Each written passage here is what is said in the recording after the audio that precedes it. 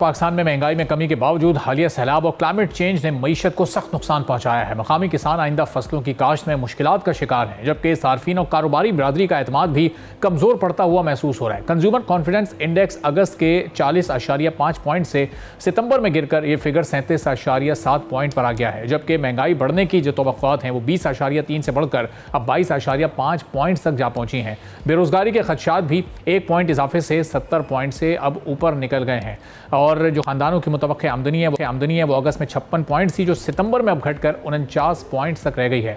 Business confidence index में भी कमी देखी गई है, जो सितंबर में 55.6 पॉइंट्स पर आ गया। तमाम कारोबारी बिरादरी अब भी मुआशी बेहतरी की उम्मीद रख रही है। इंडस्ट्री और सर्विसेज दोनों ही सेक्टर्स ने एतमाद में कमी जाहिर की है, जबकि इन्फ्लेशन एक्सपेक्टेशन इंडेक्स बढ़कर 11.7 पॉइंट तक पहुंच गया है। अब रोजगार के इम्कानात भी इस वक्त कमजोर दिखाई दे रहे हैं और एक्सपेक्टेड एम्प्लॉयमेंट इंडेक्स 56.1 पॉइंट पर आ चुका है। पाकिस्तान की मईशत पहले ही सैलाब और महंगाई के दबाव का शिकार है और अब इसी सिलसिले में हुकूमत और IMF के दरमियान दोबारा से मुज़ाकरात शुरू होने जा रहे हैं। मुज़ाकरात 25 सितंबर से होंगे, जिसमें सबसे अहम मौजू ज़ाहिर है सैलाब मुतासिरीन के लिए रिलीफ, अखराजात और टैक्स आदाफ में रद्दो बदल का होगा। चूँकि FBR बड़े एम्बिशियस टारगेट सेट कर चुका है, लेकिन माहिरीन इससे मुताल्लिक ये बताते हैं कि सैलाबी नुकसानात के बाइस इसमें तकरीबन 100 अरब या इससे भी ज़्यादा की कमी वाक़ हो सकती है।